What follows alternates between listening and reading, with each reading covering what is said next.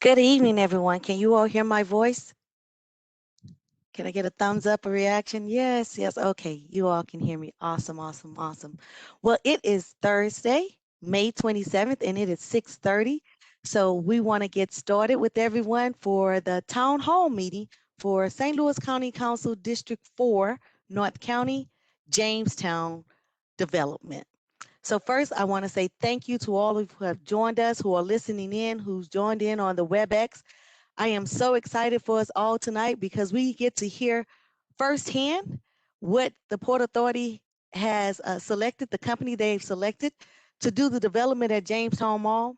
But I want to start us off by saying that this is a conversation, and there's no conversation without the community of District 4. So again, welcome District 4 family and friends. We are so excited. We have lots of guests. So before I prolong any longer, I am Shalonda Webb, your elected county councilwoman, and I'm so grateful to serve each and every one of you. Our participants today on the panel is as follows. So we have with us today from the Port Authority, the St. Louis Port Authority, Mr. John Maupin, the president of the Port Authority. And as I speak, share your name. You're more than welcome to wave and make a gesture to the crowd, to the audience, so that they know who's on our panelists today. So let's start again. So we have Mr. John Maupin, the president of the Port Authority. We have Mr. Robert Birdsong, the Port Authority board member representing District 4. We have Ms. Beth Noonan, the Community and Economic Solutions for the Port Authority. And we have Mr. Andrew Rubin, the counselor for the Port Authority. Also today, we have from North Point, RJ AG, and Mr. Wykiel Raymond. Ramen, I apologize if I mispronounced his name. From the St. Louis Economic Development Partnership, we may have Mr. Rodney Krim, the CEO and president of the St. Louis Economic Development Partnership. He may be joining a little later. He had a conflict. We also have with us Ms. Kim Diamond, General Counsel at the St. Louis Economic Development Partnership. From the bond counselors who help the St. Louis Economic Development Partnership as they identify incentives, we have Mr. Mark Krim, a partner at the Gilmore and Bell. We also have Mr. Mark Spikerman, partner at Gilmore Bell. Both are counsels. And last but certainly not least, we have from the St. Louis County Planning Department, Mrs. Mel Wilson, the planning manager. So this is our audience today, and this will be the flow of the agenda for all of those who are listening. First, we will have North Point give us a presentation of what they are planning or would like to see or develop at Jamestown Development or Jamestown Mall. Then we'll have feedback from the Economic Development Partnership concerning the incentives. They will be working in conjunction with the bond counselors from Gilmore and Bell. We will then have the Port Authority available to address any questions specifically about next steps in the process. And finally, we will have feedback for once we get to the planning and development stages, we will have Ms. Mel Wilson give us feedback of what they have in store from the planning department. And they've been working in conjunctions with us to ensure that we have the latest information concerning the development of Jamestown Mall, and it can become a one-stop shop for all information and necessary data concerning the development. So again, this is a conversation and discussion. We welcome all of our panelists to our table. The community at District 4, I wanted to make sure that you heard this firsthand, not secondhand, directly from the developer. We will spend about 30 to 45 minutes with the actual presentations and plans. And then we want to spend the rest of our evening with conversation from our community. So community members, at any time, if you have a question, you can put it in the chat if you're online. Some questions we have received ahead of time via email, and we thank you for that as well. Lastly, we will end with open comments and discussions from the community. If there are no questions at this time about the logistics and the flow of the meeting, we'll jump right in to start our conversation. So, Mr. RJ, the floor is all yours. All right, thank you very much. Hopefully everyone can hear me. I'm going to work on sharing my screen here. Hopefully that worked. Can I get a confirmation that you can see my screen? I don't have the cameras open, so I can't see. There we go. Now can I get a thumbs up if you can? Awesome. All right, well, we'll jump right into it. So first of all, I want to thank Councilwoman Shalonda Webb for organizing this town hall tonight. You'll hear me echo exactly what she said a few times tonight, that this is a conversation and we're excited to get the conversation started and have the opportunity to get it started very early in the process while everything, all of these plans are incredibly conceptual, fungible, changeable. So my name is RJ Agee. I'm a director here in the St. Louis office for North Point Development. I've been with North Point for about 7.5 years, and prior to that, I worked for a general contractor, actually building these buildings. So, you know, North Point recognizes that this is a very important project, and it's an important project not just to North Point, not just to the county, not just to the Port Authority, but to the community. You know, there's a lot riding on this project, and there's a lot of unique circumstances associated with it that is, you know, unique to projects that we work on. So I'll just address it up front. I've sat in plenty of previous forums and town halls and open floor meetings regarding this project, and I understand that the vision that we're presenting for this project, a lot of people in the past have had different visions for what to do with this site and what to do with this project. And you know, we certainly realize that, we accept that, but our goal is to work together to create a net benefit for the community, a project that everyone can get behind and they can point to and say, this is better than what we had, and this is a net benefit and a success for everyone in the community. This is a project that's going to remove an eyesore from the community. It's going to increase safety, especially in the immediate area of the mall. It's going to attract strong companies to the region. It's going to create employment opportunities for the community. And it's going to spur investment in the local community in a way that I think is going to be very profound. So as Councilwoman Webb mentioned, the very first step in that process is to have this conversation. So I'm going to try to be thorough. I want to be very clear about what our plans are, and I don't want to leave anything to guess. And certainly if I do that and I fail to address something, that's what the questions are for. But I want to be brief as well so that we can get to those comments as quickly as possible. So I have a colleague on this call who's listening and will write down every question, will write down every comment. The meeting is also being recorded, and I'm sure we can have a saved copy of the chats and Q&A as well. And it's our goal to compile those and go through every single one of them, whether we receive them tonight or we get follow-ups. You know, certainly I'm sure Councilwoman is going to encourage people to follow up. So we're going to go through all of those. We're going to catalog them, and we're going to see what we have, and we're going to adjust our plans from that point. So a couple caveats before I jump into the presentation on the project. Everything that you will see here tonight, as I mentioned earlier, is very conceptual in nature. It's our first ideas, putting ink on paper.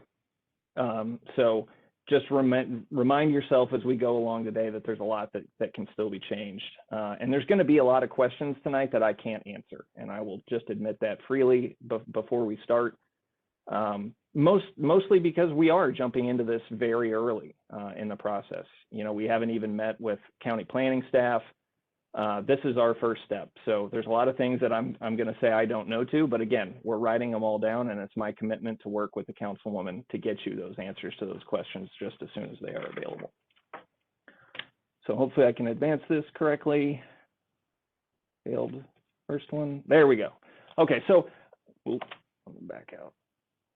The first thing I wanted to do is just give a quick and brief intro to North Point Development. I know most of the people on this call have no idea who we are, where we came from, and I do think it's important just to tell you a little bit about who we are. So we're a national real estate developer, mostly focused on industrial real estate. We do some limited multifamily development, but we've never done a multifamily project outside of Kansas City. So, 90+% of what we do is industrial real estate. And I do think it's important to define what we call industrial real estate, because when people hear industrial, a lot of people conjure up images of smokestacks and smelting plants and coal factory, or coal-fired power plants, and that's not what we do. What we do is Class A industrial warehousing, distribution, the occasional light manufacturing where someone may take part A and stick it to part B and then send it out the door. So this is very clean, not typical what people would think of as industrial. And we have plenty of examples of what these buildings are going to look like further on in the presentation. So North Point is headquartered in Kansas City. We have 3 regional full service offices, one of them being here in St. Louis.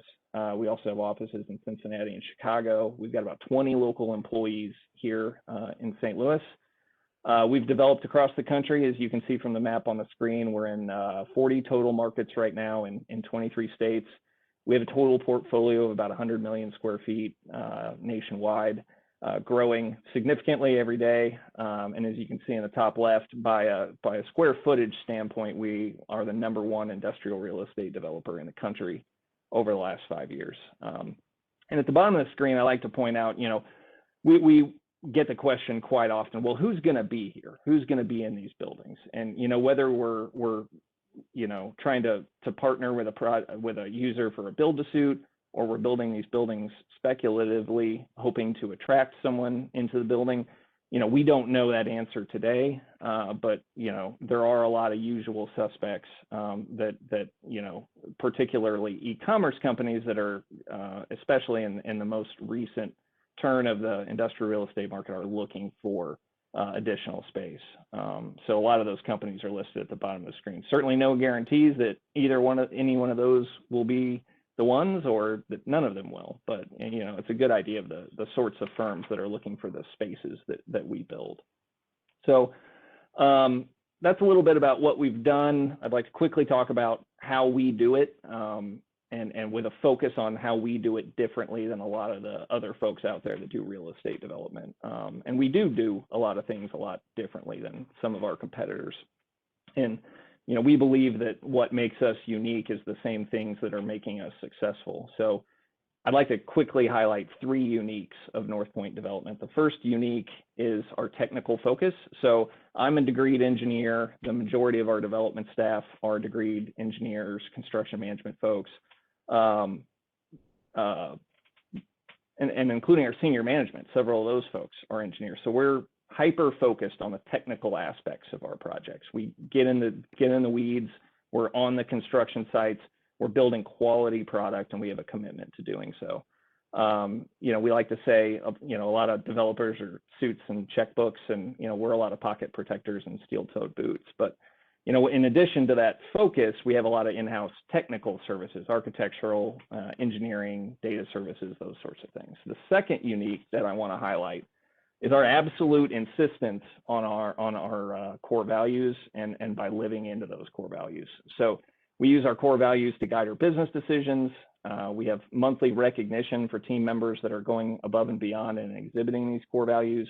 And I have a card that I carry with me everywhere that I go that has our core values on it, so that they're always there and they're always with me. And you can read the screen, but live generously, put people first, taking ownership of every situation, do the right thing every time, and maintain our financial discipline. We use those to drive our business. And the third unique is our investment strategy. Our investment strategy is quite different than a lot of developers. There's a lot of developers out there that are called merchant developers. So their goal is to build a building and sell it as fast as they can for as much money, make their quick buck, and get out. North Point takes a different approach to real estate development. We are a long-term holder of our real estate. Certainly we will sell a building here and there, that happens, but we build every building with the intent to hold that building, whether 20, 30, 50 years. That's always our plan going in, unless something changes. So You combine those last two, our commitment to our core values and our commitment to being a long-term member of a community. The only way for us to succeed is to engage. The only way for us to succeed is to enter into a partnership with local leadership and the community. Our stated company purpose is to empower people and enhance lives. And you'll notice it doesn't say the word our in that. It's not, enhance our lives. We want to leave our partner communities better than we found them. So I realize that talk is cheap, and it's very easy to say that. So that's why I really like this video. This video is some testimonials from some of our partner communities, one of which being on the Kansas City side of the state, and one of them here being Hazelwood, Missouri. I wish I could play it for you tonight. It would be great if we were all together in a room and I could play it, because it really is, I think it does a really good job of summarizing how we go about making that partnership. But it's my understanding that everyone will have access to our presentation after the meeting. The video is linked in the presentation. It's a PDF, should be super simple. You should click it and YouTube should pop up if we did everything right. And I encourage everyone to please go watch this video, because I think it, like I said, I think it does a really good job of summarizing a lot of things that I'm trying to talk about, but it's easier when you see it. We've built a really special relationship and trust with these partner communities and others, and that's our goal on every project, is to build that same sort of a relationship. So the last part of the intro that I want to give, because I know everyone's eager to get to the project plans, is some of our developments here locally, in Hazelwood, in the Metro East, and in Wentzville. We're really proud of these projects. We built them the right way. They're attractive facilities. We keep them clean. And I encourage anyone to go look at any of these and drive through and see what you think. So certainly. So I will spend almost no time on this slide, because I doubt there's a lot of people on the call tonight that need a history lesson on Jamestown Mall. Everyone's aware, it's been covered in depth on previous town halls. So, but I do think it's when you're going to talk about where you're going, it's important to talk about where you came from. So without further ado, here's one of the renderings of the proposed development. We're proposing a mixed-use development on the site. Industrial is the primary use. Again, industrial meaning in our world, warehousing and distribution mostly, and retail for the balance of the site. For the industrial portion of the site, it's going to be Class A, state-of-the-art, with all the most modern amenities in those buildings. We've got some additional views later, but these are attractive buildings. They're not metal buildings. They're not eyesores. These are going to be very attractive buildings. So speaking to that again, a little bit more closer up view, a rendering of our typical industrial facade. These are concrete tilt-up panels. They're very high quality. They're easy to maintain, and that gives you the ability to keep them maintained and to keep them looking new for years and years and years. We go through a lot of effort to break up the facades on these buildings so that they're not just big walls of one color of paint. We do textured paint with lots of accents and color changes in the walls. We do a lot of reveals in the panels to give it a little bit of architectural interest. We use a lot of glass, both at the offices and along the facades, typically above, second story level, to provide natural light into the buildings. We do a lot of insets and panel jogs and steps in the height of the building, again, to break them up, to give them a lot of interest, and to make them more aesthetically pleasing. So again, I'd love to play this video for you, but I think the lag, most likely the lag playing it over a virtual call would make it not really feasible. So it's similar to the community video. You can go watch this at your leisure. It's a flyby, flyover of the site, and gives a really good perspective of what we're trying to accomplish here. So again, I encourage everybody at the completion of the meeting or whenever you're able to have access to please go watch this video. Unfortunately, this slide takes just a little bit longer to load. It's got a lot of layers on the site plan. But when it does eventually load, what you're going to see here is, for some reason I decided to work high tech to low tech and go with the 3D version first, and then the 2D site plan later. But what this is going to be is our conceptual site plan for the site. It will eventually. There we go. So again, I'll just preface with this is still very conceptual, but it is a good overview. It's a good starting point for what we think we want to do with the site. And some of the things that I wanted to highlight on the site is our commitment to screening here at this location. Particularly with the property lines that abut residential. So it's tough to tell on a 2D plan, but our goal is to just show our commitment to plant lots of trees along residential buffer lines. We have a commitment to maintain existing tree lines wherever feasible. If we can make the grading work and leave the existing trees, we're certainly going to do that. From an access perspective, our goal is to maintain the easternmost entrance onto Lindbergh and the northernmost entrance on Old Jamestown, and get rid of the other 3 entrances currently on the site. The entrance onto Lindbergh that we are keeping is currently, you can turn into the site either from I'll call it the east or the west, but you can only make a right turn out of the site.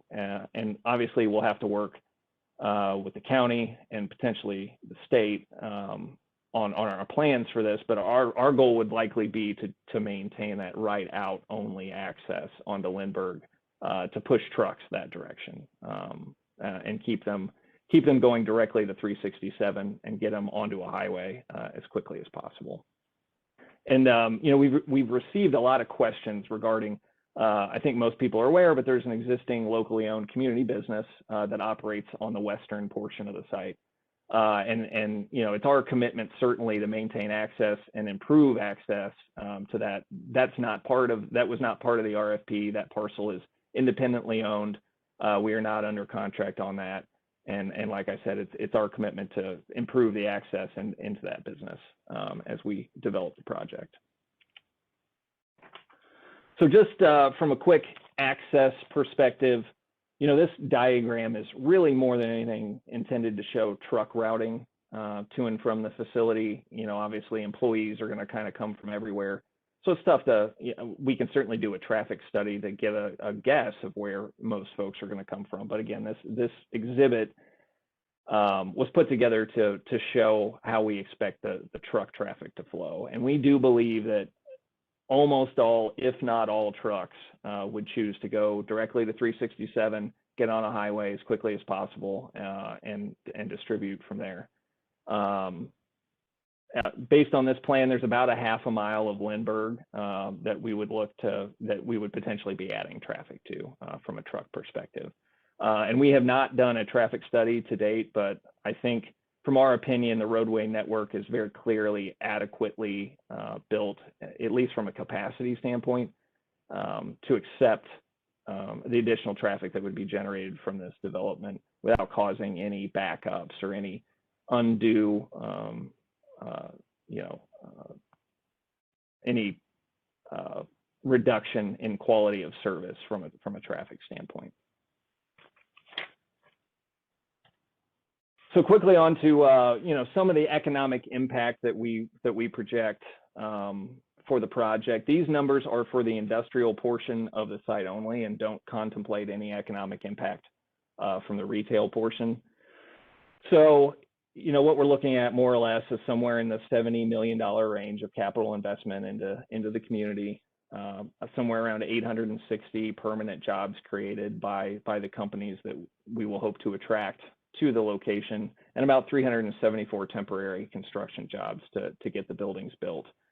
I do realize that most citizens don't sometimes see the direct impact of real estate tax generation, but it does allow the taxing jurisdictions the leeway to either maintain or sometimes even increase services without the need of increasing any residential property taxes. And since the property is currently owned by the Port Authority, there's no taxes whatsoever collected on the site. So we project somewhere in the neighborhood of about $16 million would be created in real estate taxes from the development for the first 18 years. And again, that's real estate taxes only, does not contemplate any sales taxes from any retail or any other kind of income that would be created.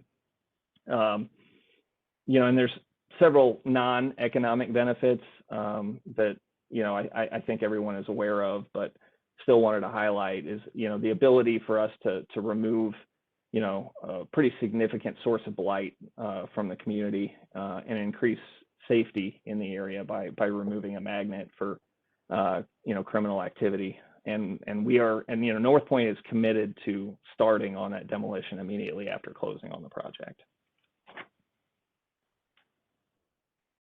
So regarding the retail, I wanted to also directly address a question that I know is going to come up, or maybe several questions that I know that people have, and that's what is the plan for the retail, or who's going to go into that, or what businesses are likely to want to locate here. And I've mentioned the word conceptual several times tonight, and I would say that does not apply any more so than on this particular portion of the site. As I mentioned earlier, North Point is an industrial developer. Neither North Point nor RJ have ever completed a retail project. So I will say that there's probably nothing we could do that would doom the retail portion of this project faster than having me work on it. So our plan at North Point is to find a partner to help us develop this retail portion of the site. Somebody who does this every day, who knows the market, who knows the tenants, who can get the best outcome here. And now is the time to start those discussions. Now that we've made a public announcement about the project and there's awareness, now is the time to start those conversations. But again, in our desire to get this meeting scheduled as quickly as possible, we haven't had a time to really get much of that sort of feedback. So unfortunately, the answer to the questions of, what's the retail going to look like, what's going to be in there, I really can't answer those questions today. We really just drew something very conceptual here just to indicate our commitment, again, to dedicate this area as retail and to do our best to find a partner to help us develop it. So with that, I know we're going to talk about next steps later in the presentation, but as far as next steps, very immediate next steps as far as North Point is concerned, again, we're going to compile and review all the questions and the comments from tonight. We're going to have some conversations about what those comments mean and, how they affect the plan. I can't speak as to whether or not there will be future town halls, but that's on the table. If we think we need to make a significant enough change that we need to represent, then that's certainly something that we can do. And even if there aren't additional town halls, certainly, we haven't even really got to the starting line with this project yet. I'm sure we'll talk about steps later on, but there will be several opportunities for public comment and public input as we work through the various steps towards a potential approval on this project. So at this point, I will stop talking so that we can get to the listening part a little faster.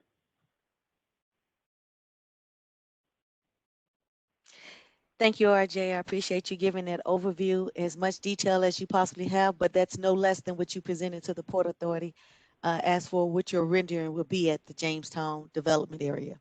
So with that being shared, I do want to give an opportunity for anyone from the Port Authority, if there were any additions, Ms. Beth or Mr. Andrew, that you want to bring forth at this time before we jump into any other questions from the economic development or from planning. Do you have any? Okay, go ahead, Mr. Andrew. Sure. I would just like to say thank you again for convening this town hall and for the opportunity for us to participate.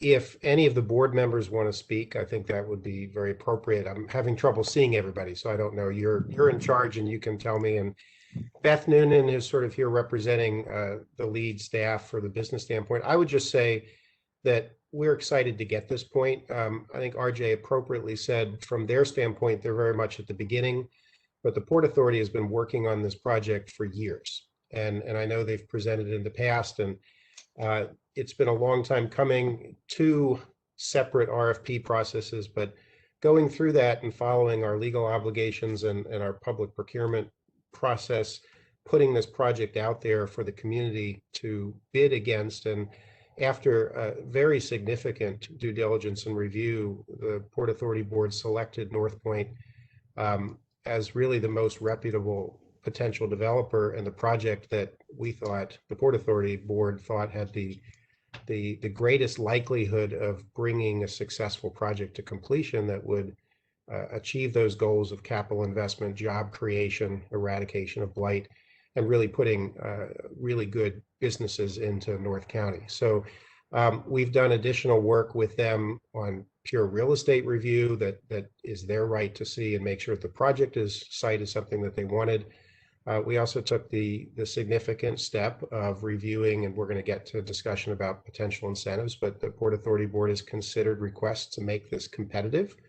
And I think RJ can speak to that and our other consultants and counsel, but getting a project like this constructed and developed and successfully leased up is not easy. And so the Port Authority is considering, has not made any final decisions, but has considered requests for support and has provided an indication through an inducement resolution that they are willing to consider supporting the project in that way.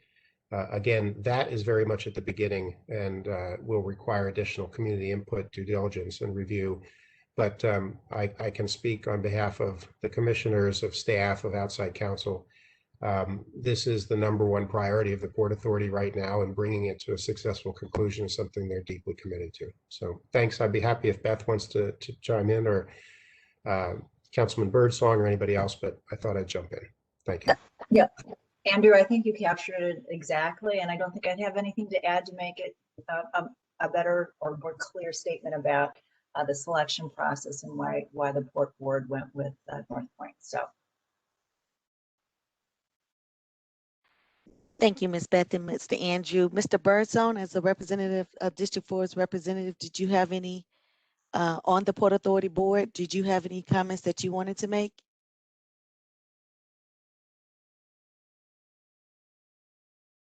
I don't know if he can hear me. I can see his name, but I can't see his face. Okay, well, if Mr. Birdsong does join in and would like to make a statement, we will definitely give him that opportunity. Before we go on, there are, I don't see, I know Mr. Rodney Krim from the St. Louis Economic Development Partnership was going to join us, but he did have a conflict, so he will be joining later. I do not see anyone from the bonds counselor. I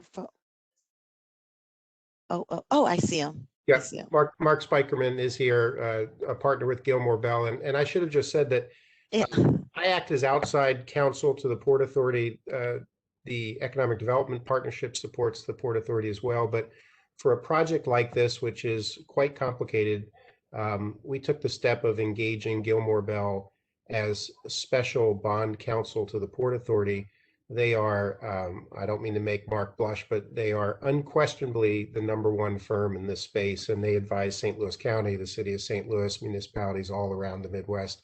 And they are bringing very specialized expertise in how to evaluate and document and implement a project like this to make sure that the interests of the county, the residents, the Port Authority are fully protected. So that's the role they're playing, and happy to have Mark introduce himself on behalf of Gilmore Bell. But really, if I don't know that we're going to get into hyper technical questions, but they are the folks to answer those. Thank you, Mr. Andrew. And Mr. Spikerman, I apologize. I need to change my layout so I can see you on the screen as well. So at this time, you may introduce yourself. And then I don't know, I was expecting Mr. Krim to be here, but if you can go into those bonds and any incentives that the Port Authority is considering with this development, I would appreciate it. Thank you, and thank you to Andrew for the kind words. I was actually just at the event with Mr. Krim, so I know he is tied up. My name is Mark Spikerman. I'm a partner at Gilmore and Bell, and as Andrew said, we represent St. Louis County, St. Louis City, the Port Authority, many municipalities throughout the state of Missouri on economic development projects and other public-private partnerships. This project is unique. It's a redevelopment of an area that's quite important to the locality, and I'm sure to you, Councilwoman. The North Point has proposed the use of Chapter 100 bonds. These are industrial revenue bonds. They're not payable from any tax revenue. They simply facilitate a tax abatement, whereas North Point would pay less taxes than they otherwise would need to. This is a program that's been used successfully throughout the county. Most notably, in a very similar projects have been used in Hazelwood to develop logistics parks, Hazelwood Logistics Center and Hazelwood Trade Port. It's also been used in other places around the county, including the Worldwide Technology Building in Westport, some of the other buildings along the Chesterfield Highway 40 corridor, and throughout the state. The terms, the Port Authority has adopted a resolution with the terms. We're looking at an 18-year period for tax abatement, after which North Point would have to pay full taxes. It's only a partial tax abatement during those 18 years, so money will continue to flow to the school district and other taxing districts.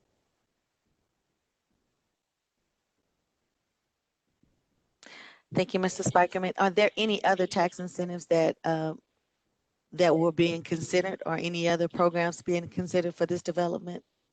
There is a program called an AIM zone, which does not affect local taxes. It affects Missouri state income tax withholding.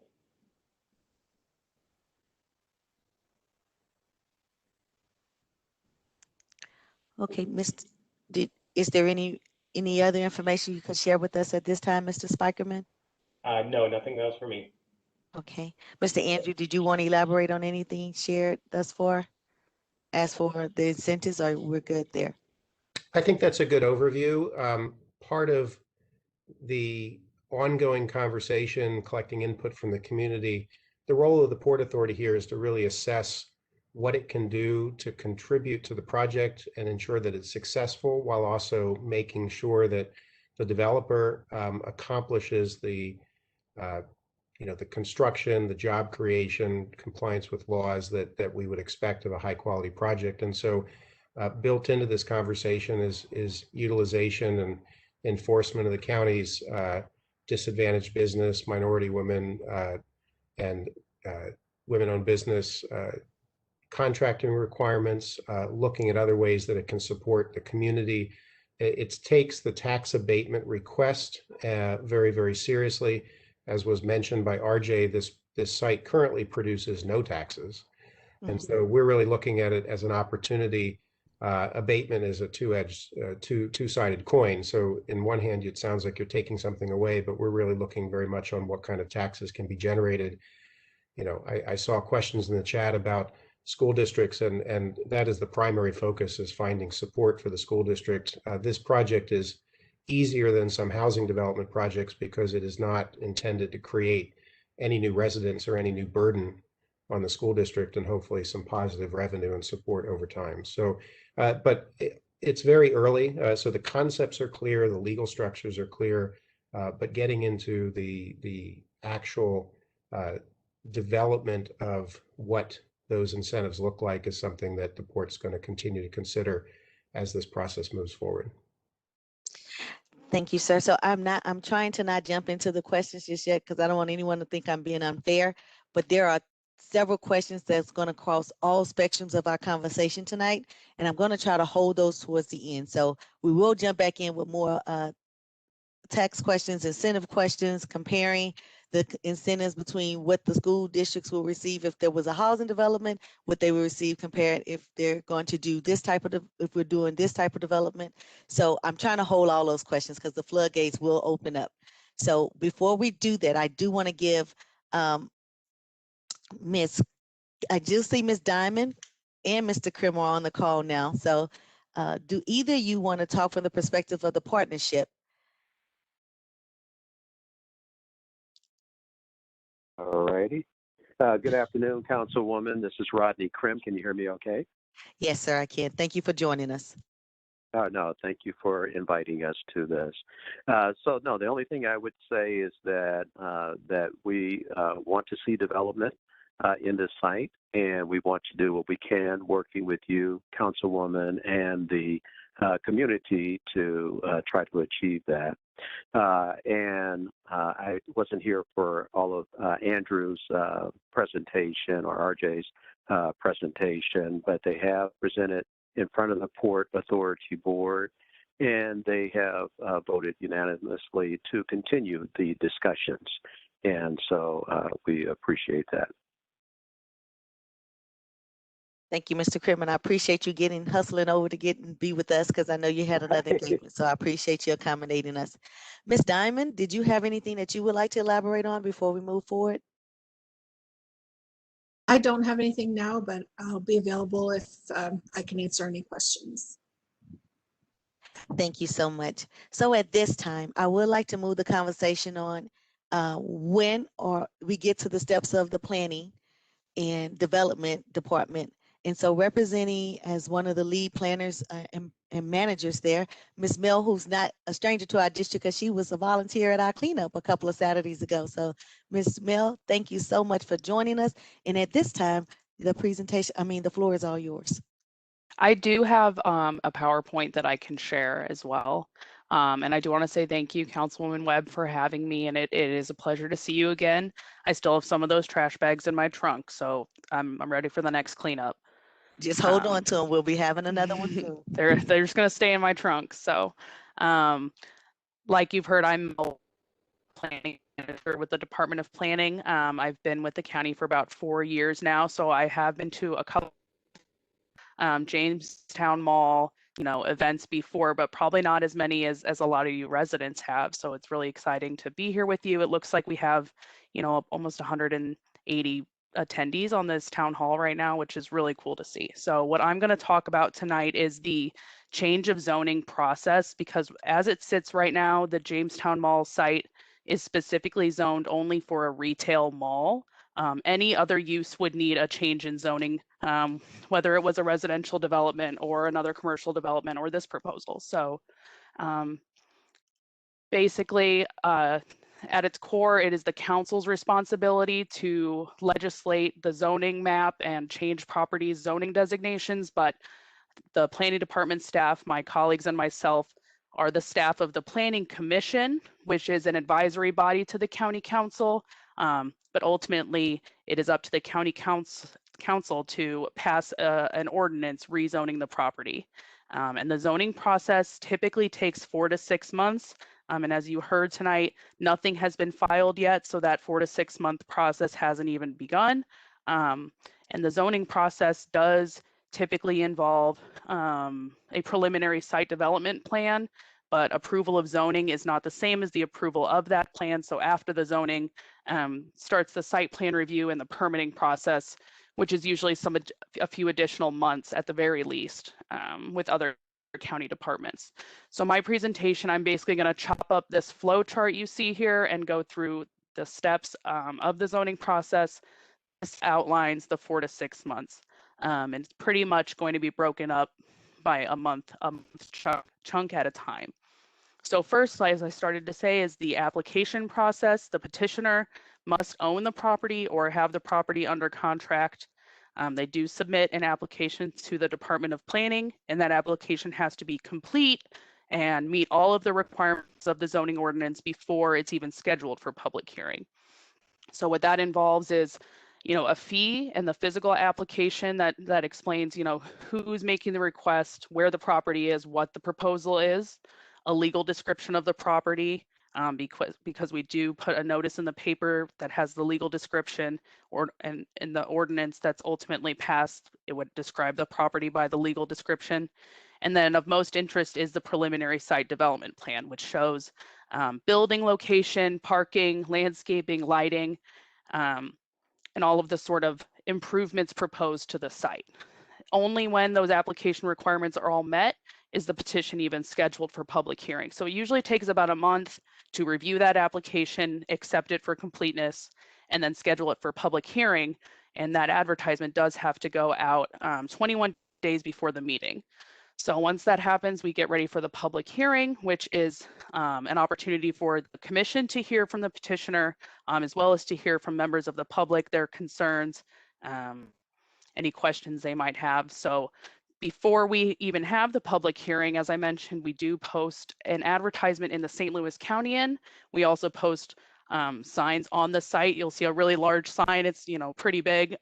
Public hearing, this one will probably be in person. We've been doing virtual public hearings. It's possible, depending on when this public hearing happens, we may be in person again. But the signs and the public hearing notice and all of that will have all of the meeting information. We also send an email blast to everyone who subscribes to our public hearing notices, and I have a link for that at the end for anyone who's interested in that.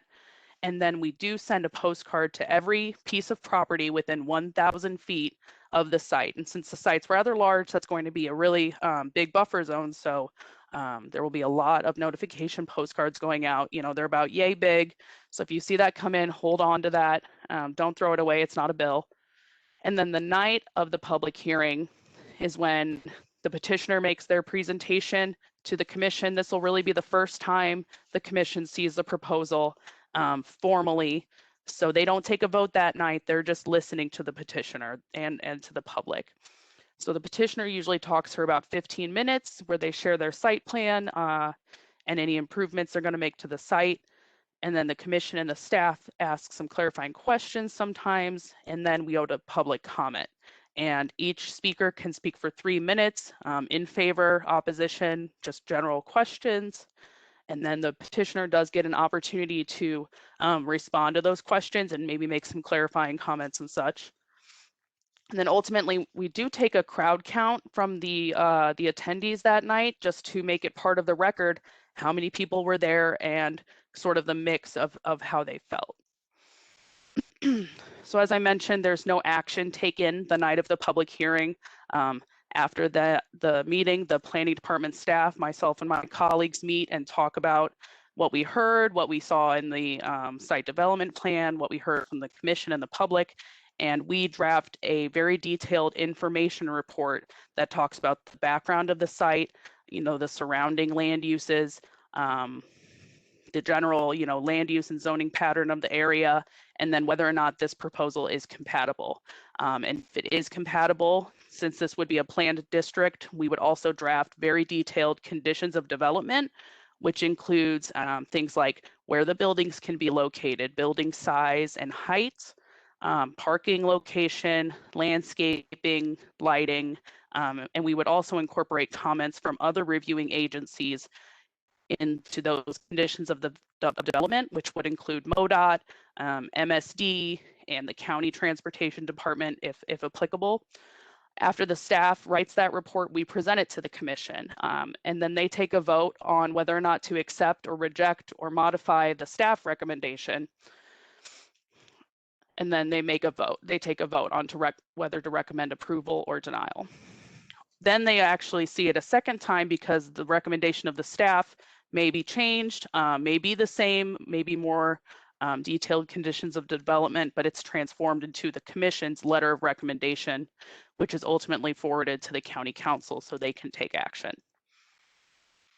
So now we've gone through about a month for the application, about a month for the public hearing and the executive session, and now we're on to the third or fourth, maybe usually the fourth month when it's forwarded to the county council, and it spends about a month there because the council has to do a couple actions. First, they have to receive and file the commission's report and order the legislation. That usually happens at one meeting. And then at 3 subsequent meetings, they introduce the bill, perfect the bill, and then finally pass an ordinance. And that ordinance includes the legal description, what area is physically being rezoned, as well as those conditions of development.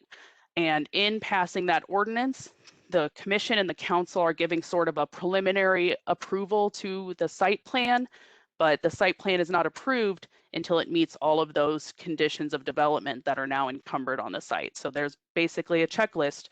Before you can get your demolition permit, you have to do this. Before you get your occupancy or your building permit, you have to have done all of these steps. And that is what happens after zoning is is effective. So as I mentioned, there are a lot of other agencies who review the site plan: County Transportation and Public Works, Missouri Department of Transportation, and the Metropolitan Sewer District.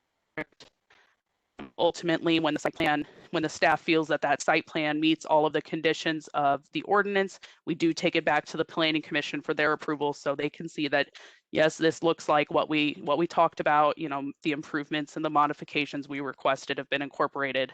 And then the site plan is ultimately recorded with the Recorder of Deeds. And the whole process is very public. You know, outside of the public hearing we have, we're going to have all of the plans and applications on the Planning Department website. And I've got our contact information up here. You can send us email questions. Once the application is submitted to the Department of Planning, all of the email questions and comments would be made part of the file and part of the record. So we are happy to talk to anyone about any questions they have about the process or concerns they have about the proposal. You can contact myself or Jacob Trimble, our acting director of planning. We're also going to be trying to keep people in the loop about this project on our social media accounts. And as I mentioned at the beginning, you can also subscribe to the public hearing notices for any board and commission throughout the county council, the planning commission, and that's that link at the bottom will take you to basically the public notice portal, and you can sign up there. So if there are any specific questions about the process, I'd be happy to answer them now, or shoot me an email or put it in the chat and I can try to address it.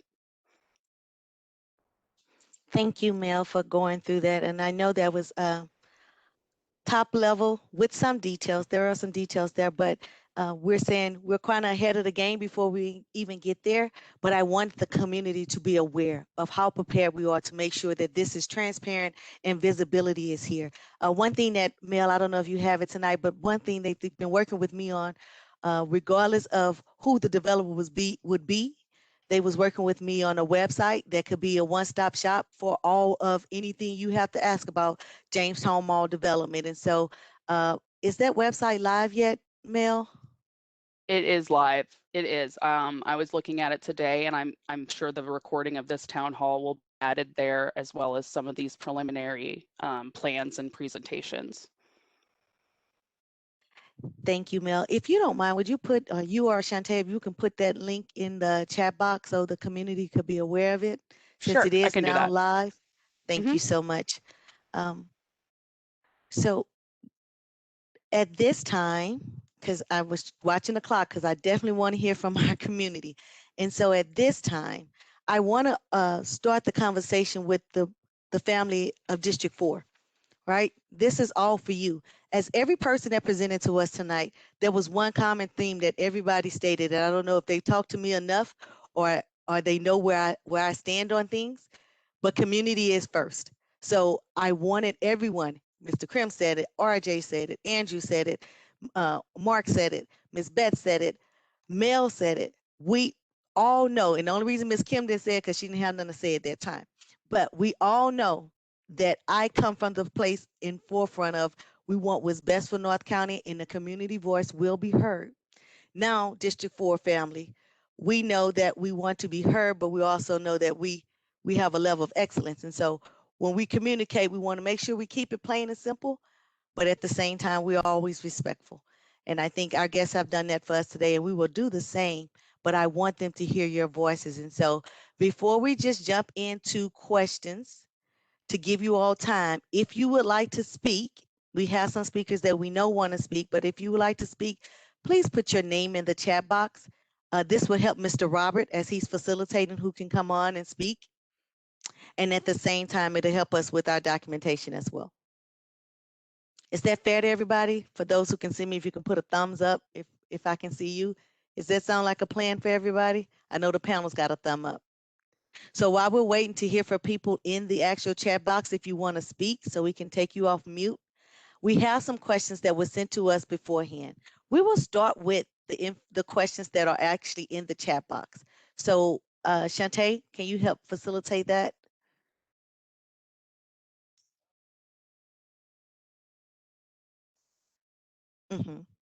She's talking on mute. Good evening, everyone. So a few of the questions that came up go all the way up. Good evening. My family and I live in the subdivision directly beside Jamestown Mall. We have children that are in the Hazelwood School District. My question is, will there be housing built as part of this project? This will increase already crowded schools in the district. Our vote, as well as the vote of our many neighbors, is not to have more housing. Also, we are not, I can't see that, of opening our subdivision to outside traffic, I assume favorable. The four. The unique feature to our subdivision is one way in, one way out. Thank you. That was more of a comment. Did you want to answer that? Did anybody want to answer that question? And then Yeah, certainly I can address that. There's no residential being contemplated as a part of the project today. what are the demographics of the people of North Point? We have those statistics, and I will send them after the meeting for distribution. Okay. How do you know the traffic impact or state of the roads without a traffic study? Oh, I don't know the traffic impact. I mean, I can certainly give you guesses on what kind of cars and truck numbers are going to be added to the streets. My focus and what I said earlier regarding traffic impact is just Lindbergh as it exists today as a 4-lane with a turn lane, and obviously 367. We don't expect any negative consequences to traffic patterns and congestion as a part. And again, none of that is confirmed until we do a traffic study, but that's just our analysis internally. And when did this project come to play? How was Jamestown Mall chosen? Well, I mean, I think the easiest answer to that question is that the Port Authority issued a public RFP, and obviously not just for industrial, but for any potential use by any potential developer who is willing to take on the project. So, when the RFP came out, we ran our analysis regarding, could we put together a viable project on this site, and the answer from our analysis is yes, we can. So we submitted a response to that RFP. With the number of retail shops and businesses that have left this area of North County in the past 20 years, I envision a more creative development of this property than an abundance of warehouses, docks, and traffic. That's a comment. Slide indicated 2021 under contract. If this is very conceptual, what is the contract? What will will that retail partner be local? The contract references our purchase contract that we have with the Port Authority. We do have an executed purchase contract. Obviously, we are under contract. We are still evaluating the project. We've got some contingencies, but we are under contract to purchase the property. And it would certainly be our first goal is to find a partner that is excited about this project as we are, but certainly it would be our preference to work with a local firm. Some of these were submitted privately, so if you don't see them in the chat, they came privately. No, that's fine. And I have some private ones as well when we're done with your list that I can address. Oh, good. Would the trucks accessing the logistics center use the same entrance as the clients using the retail section? It's shown that way on our concept plan, but I understand the spirit of the question and the desire potentially to split those entrances, and that's something we'll certainly work with county staff. Again, I expect potentially even MoDOT to want to have some input on what the entrances and exits look like here. So that's something we'll have to hash out as we work through approvals. I understand that there's no info available on what retail businesses will come in, but I'm hoping they think about how St. Louis Mills was structured and take note from that and not do the same thing. We need sustainable businesses. The questions, are we speaking of 18-wheeler trucks driving in and out to 367? Yes, that would be the intent. I understand you're saying vehicles will be able to enter from the north and south of Highway 67. That would mean 18-wheelers will be traveling in high traffic areas, causing havoc to public streets. Why not limit the entry and exit from north? I'm not sure is the question to only allow truck traffic from Lindbergh? I assume that's the question. I assume that's the question too. Why not have it come and go from north? Yeah, again, that's something that we'll certainly evaluate as we perfect the plan. Personally, I mean, you can't predict truck drivers all the time, but I think the typical driver's preference is going to be to go that direction since they want to get to 367 as fast as they can. How does this project economically pencil, I guess, or economically viable if there hasn't been a revenue generated model? How does the developer expect to maintain the property for 50 years without an occupancy model and revenue model? Well, I mean, we certainly have our internal pro forma where we've evaluated, potential rents and revenue versus costs. So, yeah, I mean, we consider the project to be viable, and we have done those calculations. There's a comment, do you all realize the crime rate in our area, gunshots, etc., poverty is rampant here and folks are hungry? The next question is that an estimated tax revenue of 15 million over 18 years? Yes, that's correct.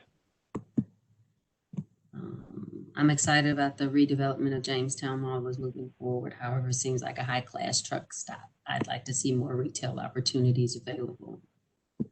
That's all the questions that I saw in the chat box. And then I have the ones that were emailed. Okay, if you don't mind, maybe I could quickly breeze through. I've got a few on mine that were private to me, and I'm assuming by the nature of them, they won't care if I share the answer. Let's see, let's find the first one. First one is, are there tax increment financing being asked for? There's no TIF or tax increment financing being requested on this project. As Mr. Rubin mentioned during his presentation, we have requested a Chapter 68 tax abatement with a payment in lieu of taxes, and additionally advanced industrial and manufacturing zone or AIM zone for the project, but no TIF. Let's see, are there any? This is more of a comment, but such a development has absolutely no marketability in the area, so wouldn't you build it in the city of Hazelwood or commercial district near the airport where these types of developments have taken root? Frankly, that's a very valid point, and it's one that we've, this is a little bit pioneering. When you look at where industrial developments are located in a city, you won't find one very close to the existing Jamestown Mall site. But it's our opinion that the market will move in that direction, particularly given the lack of remaining developable sites in the areas that gentleman referenced. Let's see, I believe that's the last of them that were private to me. Okay, here's a few more popped up. What is the estimated financial benefit of the trade access project to Hazelwood, seeing that the trade access is majority vacant? I'm assuming that is Hazelwood Tradeport, and actually Hazelwood Tradeport is fully leased. We do not have a single vacancy in Hazelwood Tradeport, and it does not surprise me that someone believes it is vacant, because we've signed probably 6 leases in the last 2 months at Hazelwood Tradeport. But that I'd have to put the numbers together, but we have 5 completed buildings there, and they're all 100% occupied. Who are the possible retailers that will occupy the site? Yeah, I tried to address that in my presentation, but again, we are almost certainly not going to be the ones developing the retail portion. We're looking for a partner to help us with that, and until we get that partner on board, we really can't speak much to what that retail is going to look like, or who might be the targeted tenants for that portion of the site. What is the percentage of the tax that will be generated versus abated for each of the 18 years? So that varies, and we have a schedule that's, I would guess, probably publicly available. If not, we can make it available, but it's a gradient over time. It shifts from being the majority abated towards the end of the abatement period to be majority paid. I live in the Fox Manor subdivision next to the mall, and lately there's an increased traffic problem exiting the subdivision now due to the increased population in the area. My concern is for us trying to exit Fox Manor safely. Will you take into account this matter regarding safety and traffic? Oh, absolutely. And I would say, I don't want to make any promises or even really speculate as to necessity or viability of signalizing that far eastern entrance into the site from Lindbergh. But I think it's certainly something that we'll have to look at. We'll do a warrant analysis for a signal at that location, and all of the existing traffic conditions will be studied. Our projections will be added on top of that, and there will be recommendations and requirements stipulated for the development to make sure that not only does traffic not get worse, but potentially get better. Is there a plan to open the subdivision behind Jamestown Mall to traffic? No, I mean, I can't imagine wrong turns happen, but there would be no reason for anyone to go that direction, in my opinion. And I have a private message asking what is AIM, and please explain Chapter 100. Yeah, sure. So hopefully I can cover this without I can kind of walk the line of being helpful and informative without being too technical. And I don't know, Mr. Rubin or Mr. Spikerman, if you feel compelled, you guys are both smarter than me and might give a better answer. I can't see Mark. I'll go very briefly. The AIM Zone program is really a state incentive to help create quality jobs. And so it allows the Port Authority, in this case, to recapture and then redistribute and utilize a portion of qualifying payroll taxes to the state. So it's not local support, it's a state support. And there are minimums in terms of the average wage that qualify. So in fact, if you are creating jobs that pay less than the county average, you get no benefit from it. So it really is a program that is there to incentivize tenants and developers to create high quality, higher paying jobs. And then it generates, the state is the party that's paying into the project to help make that happen. And Mark, do you want to talk about Chapter 68? It's a traditional tax abatement program that is, again, there to help make this competitive. I think the one thing that I'd say that RJ has not said, they have presented to the Port Authority that the tax abatement here would pass through to the tenants in every respect. It's both a marketing decision and will be a legal issue.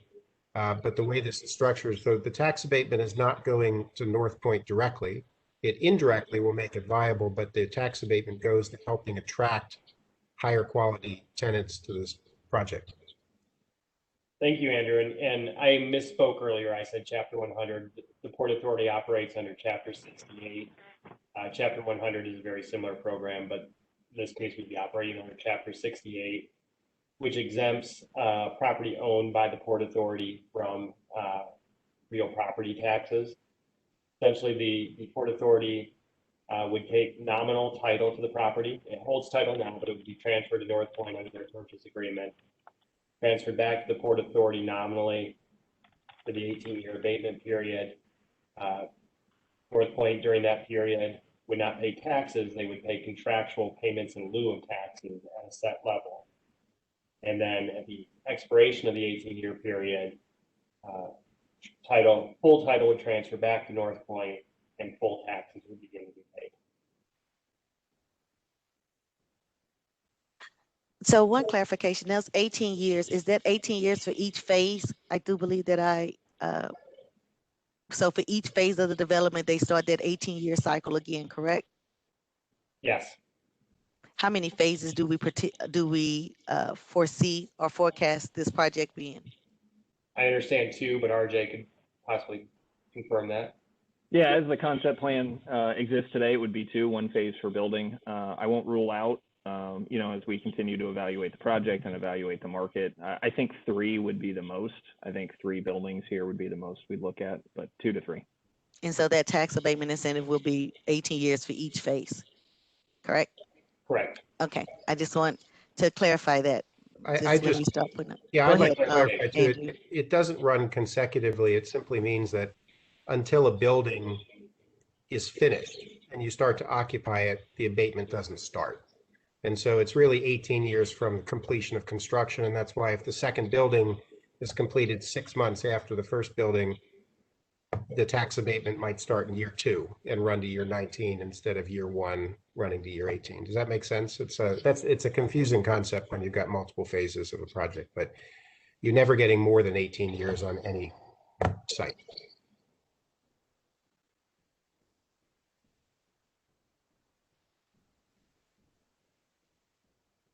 You all have to help me. I'm on mute, and then I'm getting emails from constituents, members of our community that I guess they can't get their chat question in. So I'm trying to manage all of those simultaneously. So thank you all for going through that. I do want to give us some logistics heads up. We've been, it's about 7:40. We've been on the call a little bit over an hour and 10 minutes, approximately. We have about 30 minutes to 45 minutes left in this call, but I do want to make sure that everyone who wants to speak, you don't have to have a question. If you have a public comment that you want to make, we need to see your name in the chat so we can queue you up to come off of mute, because that process will slow down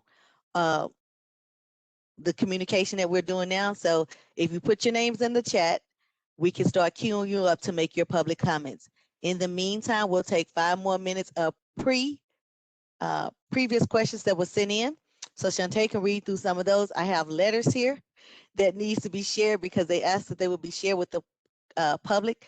So we're trying to get to as much as that as possible. But my most important thing is, if you want to make a public comment, please put your name in the chat and we'll ask questions for 5 more minutes before we start allowing people to make their public comments. All right, everybody? All right, Shantae, take it away, and I'm gonna try to get these emails with the questions as well.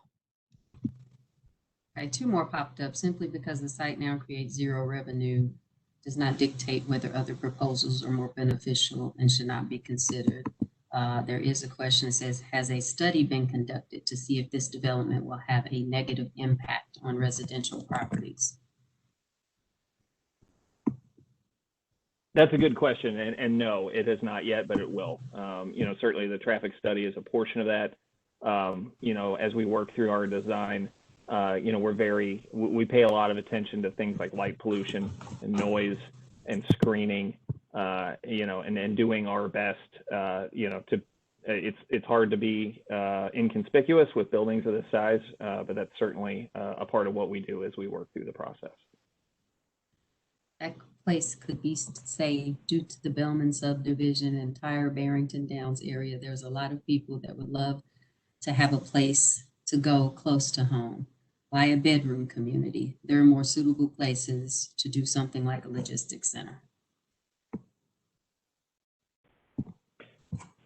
Yeah, I don't disagree. Again, our analysis of the site, indicated that it was acceptable for the use, and to be frank, sites with the potential for this sort of development in the county are almost non-existent.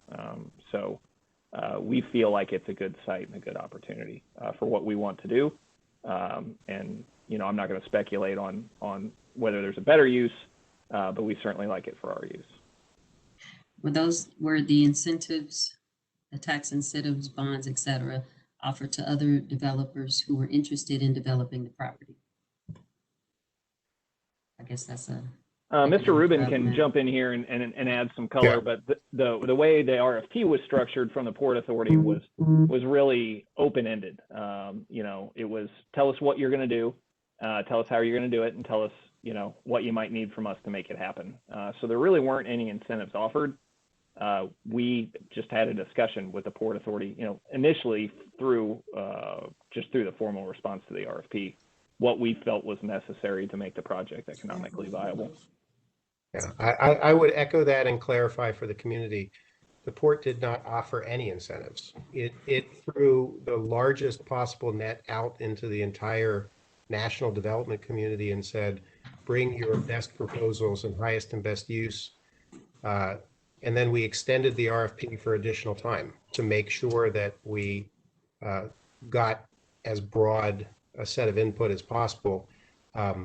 So the request for incentives came from proponents, not from the Port Authority.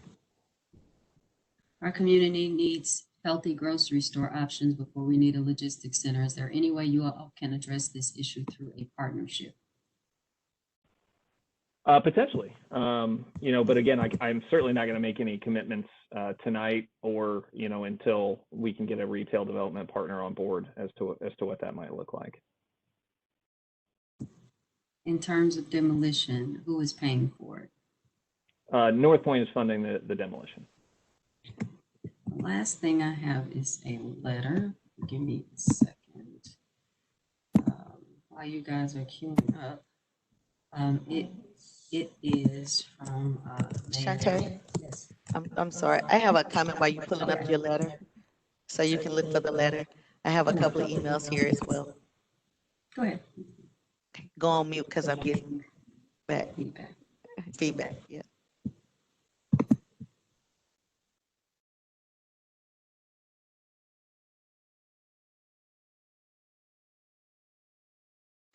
I told Shantae to go on mute, and then I went on mute. See how this thing works? So anyway, I'm going to read a couple of emails that I'm getting in simultaneously while we're going through this. Councilwoman Webb, we need to have more. We have other issues in our community that this logistics center does not address. How are we going to better our community if we don't address the issues that we have for retail, multi-purpose use functionality, and address the food deserts? One second. Next one. Shalonda, we do not believe that this is we do not believe that this addresses any of the issues that the true development that's needed in our district.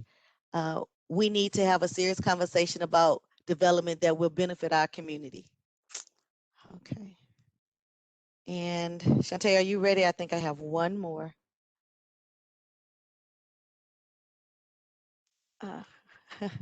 We even getting text messages over here, everybody. I'll hold this one. I think this one, I'm gonna hold this one. Go ahead, Shantae. I guess one of the callers, I can't get in. Well, they're calling, so they can't speak or be in the chat.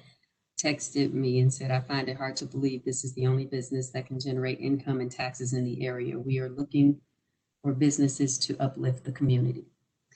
And Mayor Norma Court, dear Councilwoman Webb, I'm writing this letter to you as I have a previous commitment for tomorrow night and will be unable to attend your town hall meeting. I was somewhat saddened to hear that this proposal was the same as last time, considering the opposition that the first one received. As the mayor of the city bordering the Jamestown Mall property, I am opposed to an industrial district in what has been historically a residential shopping district. I have not had the opportunity yet to review the current proposal in detail, but this is a residential area in both St. Louis County and the city of Blackjack. Detailed below are my objections for use of this property. Large vehicle traffic 24 hours a day, noise 24 hours a day, continuous bright lights 24 hours a day, not a community-friendly business operation for the surrounding area, outrageous tax incentives for the developer. If you have an opportunity to visit Hall Street in the city of St. Louis, or even some of the recent logistics warehouse developments in St. Charles County, you can see for yourself that this type of use will bring to North County. What is critically needed is some basic shopping opportunities and restaurants for North County residents, not a logistics center. Thank you for your consideration of my comments. Norman C. McCourt. That's all I got. Okay, I was gonna say, Shantae, can you hold on any more letters or emails or text messages for now? I would like to see if there are any community members that would like to make a public statement. Is there anyone in the queue? Ask Robert.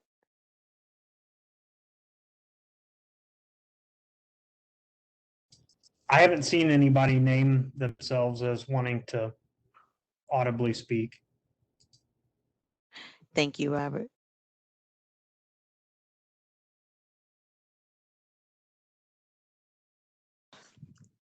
Okay, this is not my night for technology. At this time, we can continue to read some of the other comments that we have. Or do we have any additional questions in the actual chat from any panelists? Did you have a private question that came to you? Okay. Has a study been conducted to see if this development will have a negative impact on residential properties? Did I ask that question already? Okay. What will the hours of operation be for the warehouse portion? You know, that is, you know, largely driven by the individual tenants that operate the facility, but we will likely request that it have the ability to be a 24-hour operation. Tax abatement for 18 years seems pretty long with the community losing too much revenue. So why is the abatement years reduced, especially since we were looking at almost 60 years for 3 phases?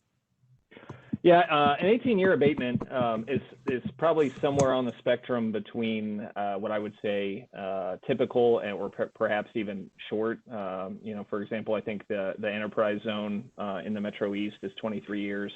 I think there are some Chapter 100 programs in North County that are 25 years. So 18 years is like I said, fairly average to potentially even on the lower end.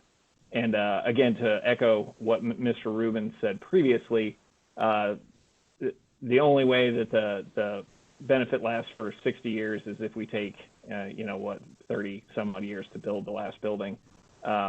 You know, the abatement starts for each building from the year that we complete it. So if I build 2 buildings in 2 years, it's a 19-year total time frame for the abatement. And each building individually is still only 18 years. How does the school district benefit from this plan? So as we've, you know, kind of mentioned previously, the school district is one of the taxing jurisdictions that we've been referencing as we talk about the potential for the tax abatement. And again, it's you know, this is structured as a payment in lieu of taxes. There are payments made as we progress through the 18-year abatement. They get larger as time goes on. And all that, you know, as we've covered previously, the current taxes paid on the building, including what goes to the school district, is 0. So all that incremental income is split amongst the taxing jurisdictions, the largest of which is the school district. I'm sure. Go ahead. I just wanted to add, again, I think when more of these documents become public, it'll be an opportunity for people to review them. But the current projections that the Port Authority has received, if you heard the number of $15 million of pilot payments over the 18 years, more than 9 of that, more than 9 million goes to the school district. So that's the direct answer. Is in its current condition, it's generating 0.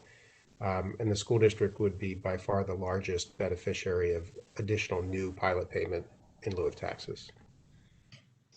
Got some private ones. I'm sure this is being considered in the studies, but will Metro Transit be contacted to see if transportation will be available for employees, but not a transit center? Yeah, there is an existing Metro stop at the site that still exists, I believe, from the time that the mall was operational. But we are excited about that because it is an amenity that our tenants love. Excuse me, Shantae. Mr. Robert, did you queue up Angela Lane for speaking?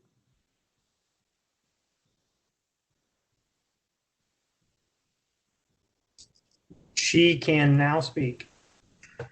Mrs. Lane, can you hear me? Unmute yourself. It's good. It's not. Let me mute. I can hear you, ma'am. You can hear me? Okay. Yes, ma'am. I am a North County resident and have been for the last 20-something years. And I understand the need to do something with Jamestown. However, I'm not sure. You were saying the school district is getting $9 million over a set of years. I just don't think the money is adding up to where it would be suffice for our area at this time.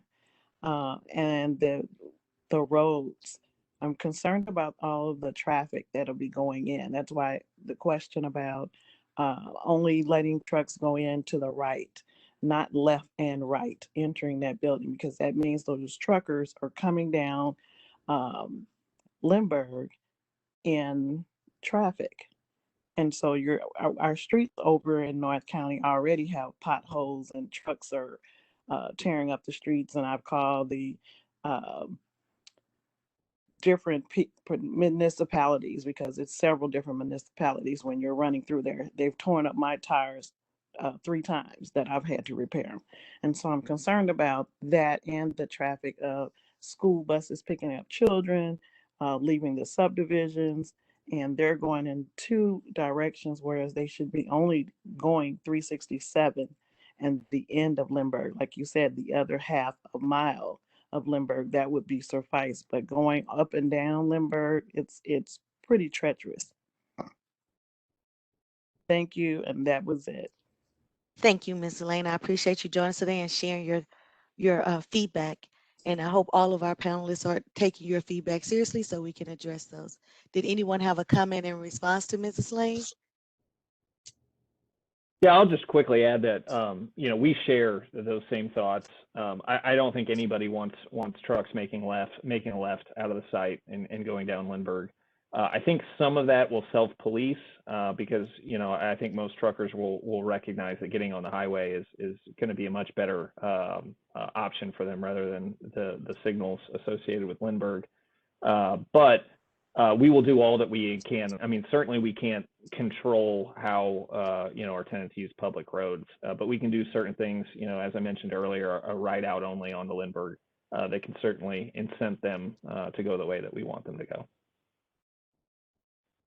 Thank you, RJ. Mr. Robert, do we have another speaker queued up to speak? Mr. Porter? Yeah, Mr. Porter, you now have the floor, sir. Good evening, Mr. Porter. Can you hear me? Yeah, I'm trying to find my unmute myself here. We can hear you, sir. Oh, okay, good. Perfect. Yes, my name is Greg Porter. I'm the president and secretary of the Paddock Forest Residents Association, as well as chairman of the North St. Louis County Problem Solving Committee. I wholeheartedly believe or agree with what Mayor McCourt said. This is something we don't want for this area. I think that we can find a better use. I know that when one of the other council members a few years ago was first elected, it was Ernie Tracus. And when this thing came up, he said, is that the best that they can do for North County? We all know that if the Chesterfield Mall was in this situation, it would not happen there. It's not going to happen in Crestwood either. And I can tell you what's going to happen with the trucks. We've already run hundreds of trucks out of North County. When these guys come in, and this is not all of them, but some of these people will come in, drop these trailers while they're loading or unloading. They're going to take the tractor home and park it in a subdivision. We see this all the time. And we've been policing this for years. We don't want this kind of stuff. And I speak on behalf of an awful lot of people. They do not want this stuff in North County. I think that there's a much better use. We need something that's much more user-friendly with regard to the community of what people have said. And these types of developments should really be closer to like the airport and Hall Street and that sort of thing. That's all I have. Thank you.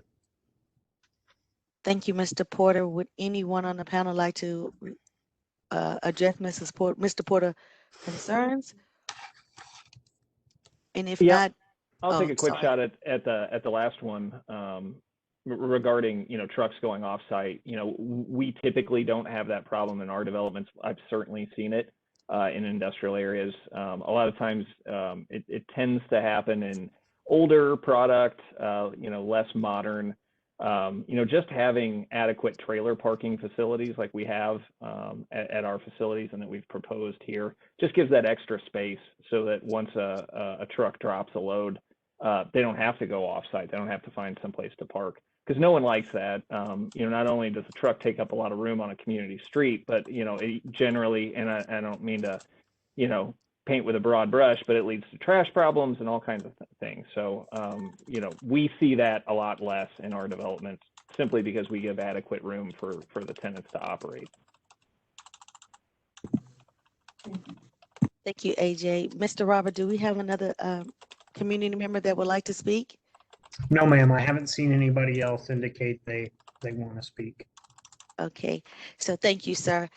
To our panelists and to our community, we have a few more questions. I know it's at the top of the hour. We're 1 minute shy of 8. Shantae, if you can cut that down to about 2 questions, and then we can do a wrap up. But before we leave, I'll address our community once more. So please hang on. Don't just drop off, community. I want to make sure that you're aware of what's coming next from our perspective. Go ahead, Shantae. How will the infrastructure be changed to better allow trucks entering and exiting? Are there any incentives to homeowners? Restaurants don't pay employees a living wage. It's time to think bigger and greater. Yeah, as part of our, to address the first question, as part of our, again, our continued, work on the site plan, we will do turn movement studies, and we'll get into a lot of detail about how trucks and cars are going to move through this facility in a safe manner. So that's a pretty integral part of what we do during our engineering process. It is sad we'll have to continue driving out of our neighborhood to other districts to shop and for entertainment. The money I spend for gas could be used in my area. I don't think our interests have been addressed for revitalization. We lost Jamestown Mall and Mills Mall. When will our interests be addressed? Another question is, what is the estimated start time for this project? I think Mel did a really great job of outlining the time frame to get through the rezoning and the site plan process. Like I said, our commitment is that as quickly as we can close on the project and we can, work through the appropriate approvals, we would start demolition immediately. As far as actual construction, that would be somewhat market driven, but my expectation would be immediately after the completion of the demolition. And the demolition here is substantial and will take a few months. Go get him. Thank you, RJ. Shantae, would that be the wrap up on our questions? I think the last question is, will fire districts follow the same taxing plan as school districts? You know what? I'm going to let either Mr. Rubin or Mr. Spikerman handle that one, if you guys don't mind. On me. I'm sorry, I had trouble hearing the question because of feedback. Could you just ask it again, or Mark? I think the question was, follow the same taxing plan as the school district? will the fire district be handled in the same manner as the school district as far as taxes are concerned? Yeah, I can respond to that. Any dollar that's paid is distributed in an identical way as a dollar of taxes. And so there is a large chart, and there are 18 to 19 to 20 different taxing districts, and the percentage distribution is identical. Thank you, Mr. Andrew. And let me thank all of our panelists for being on today. Thank you for your patience. Thanks for being thorough, Ms. Kim. Thank you for being here for support. Even though you didn't have the engagement, I do appreciate your support. I do want to share this with the District 4 family. I know that you're going to say, Shalonda didn't get through all of the questions. Yes, we have plenty more questions. And while we were doing questions, cell phone was going off.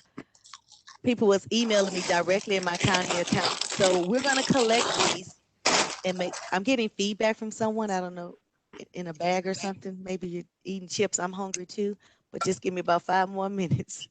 Tyler O'Neill is back. Yeah, we got Odie back in, and he's in the lineup, and that's encouraging for him and us, and that impacted John Nagowski to go back to Memphis. All right, what does your lineup look like for this evening? All right, Edmund, Carlson, Goldie, Arenado, Molina, O'Neill back in the left. So there might be a news outlet. Mr. Muhammad, if you can find who that contributor is, could you mute him or mute everybody and then unmute me? He really has.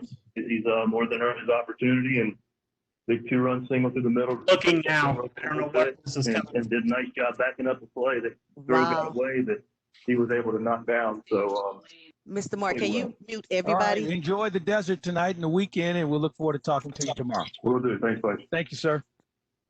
Okay, well, I'm glad. Okay, yeah, it was a radio station. I'm glad that we wasn't going to the desert. But anyway, I just want the community to know that we're going to take all these questions, keep sending them in. We're going to compile them. We will have another discussion. Next steps for us, for me as your councilwoman, is to continue to hear from you. And I am making, and RJ can speak to this, I will let them know exactly how our community feels about how we're moving forward. I will also do the same for the Port Authority. We must understand, all developers, the Port Authority leadership, is that we have to do what's best for North County. And we have to listen to our community. We already know that I'm going to stand 100% with the community. That's not something I've not shared before. So we got to come up with a development solution that will address the concerns of the community. I thank you all for taking time out to speak with us today. I will be inviting you all back The website that we put in the chat for the development that's provided to us by the planning department is live. And so not only would this town hall be on that website or a link to this town hall recording, it'll be on our Facebook page. You also can get it from my website. So if anybody missed it, they can go back through it. In addition to that, all of the presentation material that was shared with us today and some background materials that may have been shared beforehand will be available also. We will send it out via email. We will also put links to that on our social media accounts. And you can also always, as you do, email me directly or call me and say, Shalonda, I want some more information about this. I missed it. Whatever needs to be done so you can be informed and aware and engaged. That's what we want to do here. Again, thank you all. Public comments. I know there's more to be shared. I still see comments coming in the chat window. We will keep this information. I'm getting feedback.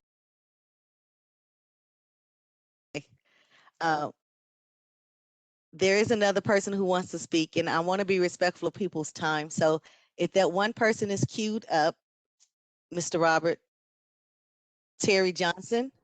Terry Johnson. Okay, let me find that person. Hang on. Okay, I'm sorry we missed you, Miss Johnson. You sent that in earlier and it came in properly, so we didn't see your request. So I will allow for you to speak because I want your voice to be heard as well. And then after that, I'll let the panel, if they have any wrap-up statements, to make a quick general statement for wrap-up. And then I promise to let you all leave, and I'm gonna go get me some chips or something because I'm hungry too. Is she ready, Mr. Robert? I'm looking through the list. I apologize. I'm trying to find her in the list so that I can make her able to speak. Yes, sir. Terry Johnson, there she is. Okay. And I know that we have more questions that keep coming in, but we got to cut it off, everybody. But we'll have another opportunity, I promise. Mrs. Johnson, thank you for being patient. I apologize for that delay. Would you like to speak now? Yes, thank you. Can you hear me? Yes, ma'am. Go ahead. Okay, there's a disparity between the development of North County and South County. We need quality retail businesses and restaurants versus industrial. I don't want my property values or my neighbor's property values declining because of an industrial development. Jamestown Mall used to be a wonderful family-friendly retail establishment, or rather mall. And there were other things around the neighborhood that we could do. But now with this, I'm concerned about what type of people will be coming into the neighborhood and how it will adversely impact our property values and just the whole area. We've got a desert of retail businesses that are successful, that are places that are grounded, that bring in other businesses. So the only thing I see coming into the North County area is hair supply or beauty supply and storage facilities, and it seems like now car washes as well. So I would love to see something that can anchor that area and bring in revenue, not just bring in people into the area that are not vested into the area. That's all. Thank you, Ms. Johnson. I appreciate your patience and I appreciate you sharing your heartfelt thoughts about what was presented to us today and what our community needs. North County District 4, we all want the best for our area. And I want us to work together with potential developers to make sure that our future is brighter. I don't have all the answers myself. That's why we're coming to the table together. Again, all of our panelists tonight, we thank you. If either of you would like to make a final comment at this time, we would like to hear your final comment. Mr. RJ or Mr. Andrew or Mr. Krim or Mr. Spikerman or Ms. Wilson. Yeah, I just wanted to express my thanks for this opportunity again, Councilwoman Webb, and putting it together and allowing, us to come together like this. And like, as you said, this is the first of probably quite a few of these. discussions, whether they be in this sort of format or a different kind of format. But we're excited to be a part of it, and we're excited for the feedback. Thank you, sir, and thank you for joining us and being transparent with us, RJ. I have to be thankful and acknowledge that you were very transparent with us. You told us exactly what you're planning to do, and even the questions that you knew wasn't going to be favorable, you answered them anyway. For that, I appreciate that, and I believe our community appreciates this as well. Does anyone else have a comment, a closing comment? I would just say I didn't mean to be the spokesperson for the Port Authority tonight, but I'm always happy to fill that role. I want to just say to you, thank you for convening this. Thank you for the community for giving their input. And I can speak for myself, but also for all the other staff supporting the Port Authority.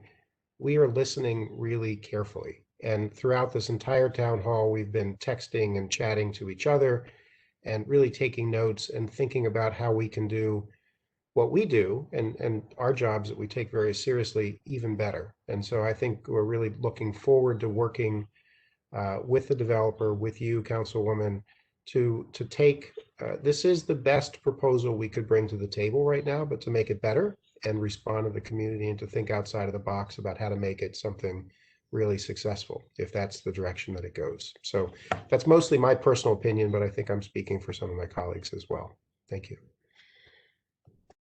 Thank you, sir, and I appreciate you being here and representing very well the Port Authority. So Mr. Moffitt and Ms. Jackie and Ms. Beth, Mr. Andrew was a great representative for you all tonight. Mr. Krim or Mr. Spikerman, did you all have any closing comments? Yeah, this is Rodney Krim. I just want to say thank you. We really, truly appreciate your approach on all of this. And this is Mark Spikerman. I also want to thank everyone. Thank you, sir. Mrs. Kim or Mrs. Beth, did you have any comments? Closing comments?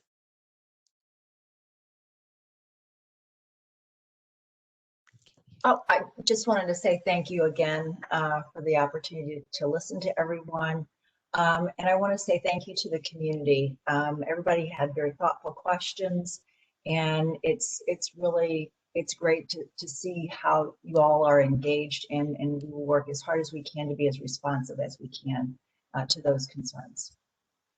Thank you, Ms. Beth. We appreciate your being responsive to us and listening, not just hearing, but listening what we're saying. All right. Ms. Kim, did you have any closing comments? I just echo what others have said. Thank you very much to you, Councilwoman, and to all the community members for their input and their caring for their community. Thank you, Ms. Kim.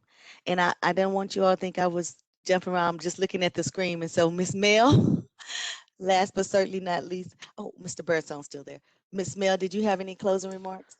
Yeah, I'll just echo, I think it's amazing how many people turned out for this event, and we're really looking forward to continuing to receive input from the community. So I would just ask that you all watch on that Jamestown Mall redevelopment website, and we'll let you know as soon as the application walks through the door, and we start a file. So we'll keep everyone in the loop on that. Thank you, Ms. Milne. Thank you for your thorough presentation today. Mr. Birdsong, I see you're still there, so I don't know if you wanted to say any closing remarks, sir. I think, well, maybe he doesn't hear, maybe he signed off. Again, just as the public servant in serving North County, my passion to our district, I am grateful for all of our panelists being here today. This is the first time, but it will not be the last time. District 4 family, we have to stay engaged. We are responsible for our community. So we have to stay engaged and stay in tune. And I appreciate you all. Thank you for your time and your patience. It's been a very long night, but we were engaged throughout the night. Thank you again, and everybody have a great evening. Bye-bye, everybody. Thank you.